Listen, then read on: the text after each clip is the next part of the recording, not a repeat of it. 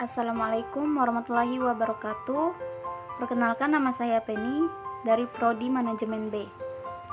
Baiklah, saya di sini akan presentasikan tentang mengeksplorasi teks akademik dalam genre makro. Konteks teks akademik, model teks akademik, ciri-ciri teks akademik, ciri-ciri teks non-akademik. Konteks teks akademik atau teks ilmiah dapat berwujud dalam berbagai jenis, misalnya buku, ulasan buku, proposal penelitian, laporan penelitian, laporan praktikum, dan artikel ilmiah. Konteks teks akademik, kata-kata tidak lagi merupakan kata-kata sehari-hari, tetapi telah menjadi istilah teknis yang perlu dijelaskan secara akademik berdasarkan teori yang dapat dipertanggungjawabkan. Dengan penjelasan yang memendai secara linguistik, orang tidak lagi menduga-duga atau mendasarkan diri pada naluri yang tidak dapat diukur. Model teks akademik atau yang juga sering disebut teks ilmiah berbeda dengan teks non-akademik atau teks non-ilmiah. Teks akademik dan teks non-akademik ditandai oleh ciri-ciri tertentu. Untuk membedakan keduanya, Anda harus menelusuri ciri-ciri tersebut. Ciri-ciri teks akademik, perbedaan antara teks akademik dan teks non-akademik perlu kita jelaskan secara memandai dengan mengidentifikasikan ciri-ciri yang ada. Secara umum, teks akademik ditandai oleh sifat baku, logis, lugas, dan objektif. Namun demikian, definisi teks akademik dengan ciri-ciri di atas belum memadai karena sebuah teks yang dikatakan tidak akademik sekalipun dalam hal tertentu menunjukkan ciri-ciri akademik, dan sebaliknya, teks yang dikatakan akademik masih menampakkan ciri-ciri non-akademik.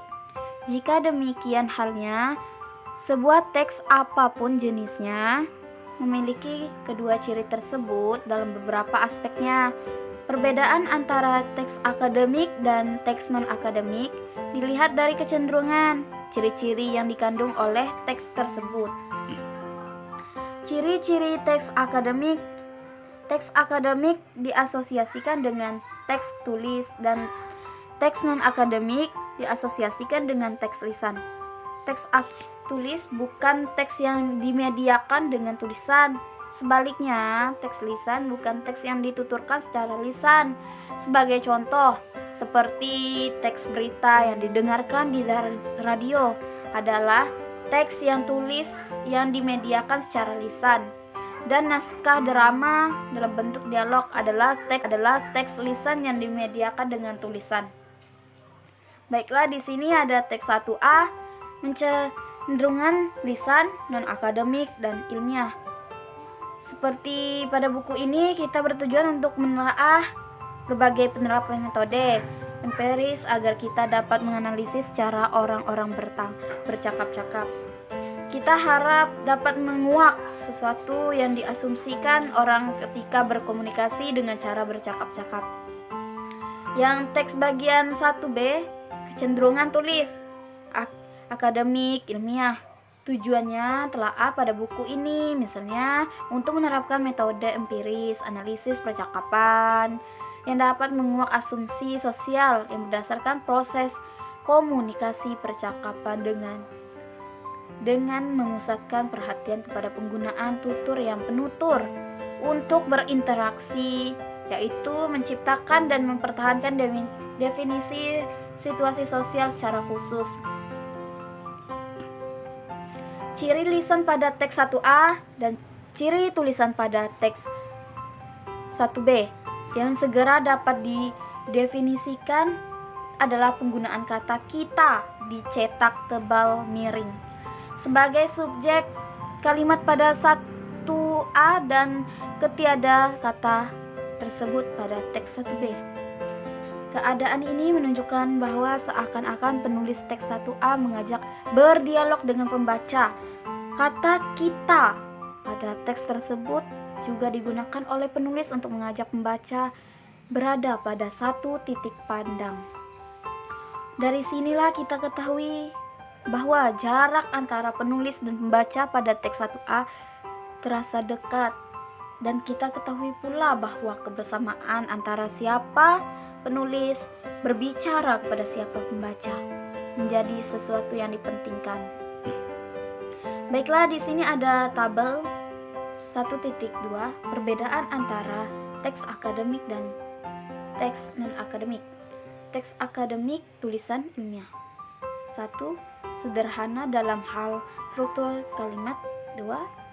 Padat informasi. 3. Padat akan kata-kata leksikal. 4. Banyak memanfaatkan nominalisasi. 5. Banyak memanfaatkan metafora gramatika dan karenanya banyak mengandung ungkapan yang inkongruen. 6. Banyak memanfaatkan istilah teknis. 7. Bersifat taksonomik dan abstrak. 8. Banyak memanfaatkan sistem pengacuan esfora. Baiklah, di sini ada teks non akademik, lisan non ilmiah. 1. Rumit dalam struktur kalimat. 2. Kecenderungan tidak padat informasi. 3. Padat akan kata-kata struktural. 4. Kecenderungan sedikit memanfaatkan nominalisasi istilah teknis. 7. Bersifat taksonomik dan abstrak. 8. Banyak memanfaatkan sistem pengacuan esfora. Baiklah, di sini ada teks non akademik, lisan non ilmiah. 1. Rumit dalam struktur kalimat. 2. Kecenderungan tidak padat informasi. 3. Padat akan kata-kata struktural. 4. Kecenderungan sedikit memanfaatkan nominalisasi. 5. Kecenderungan sedikit memanfaatkan metafora gramatika dan karenanya tidak banyak mengandung ungkapan yang inkongruen. 6. Kecenderungan sedikit memanfaatkan istilah teknis. 7. Lebih kongruet dan kecenderungan tidak bersifat taksonomik. 8. Tidak menunjukkan pengacuan esfora berbagai ciri penting. Teks akademik bersifat sederhana dalam struktur kalimat. Sederhana teks akademik terlihat dari struktur kalimat yang sederhana melalui penggunaan kalimat simpleks. Perbedaan antara kalimat simpleks dan kalimat kompleks tidak diukur dari panjang pendeknya, tetapi dari jumlah aksi atau peristiwa yang dikandung. Kalimat simpleks adalah kalimat yang hanya mengandung satu aksi atau peristiwa, sedangkan kalimat kompleks adalah kalimat yang mengandung lebih dari satu aksi atau peristiwa. Contohnya, studi ini menguji keterkaitan antara usia dan kinerja manajer. Betapapun panjang sebuah kalimat simpleks seperti terlihat pada contoh di atas secara struktural, kalimat tersebut hanya tersusun dari 3 unsur secara linear, yaitu unsur subjek dicetak miring, dicetak tebal, unsur predikator digarisbawahi, dan unsur pelengkap dan atau keterangan dicetak miring. Dalam konteks teks akademik, kata-kata tidak lagi merupakan kata-kata sehari, tetapi telah menjadi istilah teknis yang perlu dijelaskan secara akademik berdasarkan teori yang dapat dipertanggungjawabkan. Teks akademik atau yang sering disebut teks ilmiah berbeda dengan teks non-akademik atau teks non-ilmiah.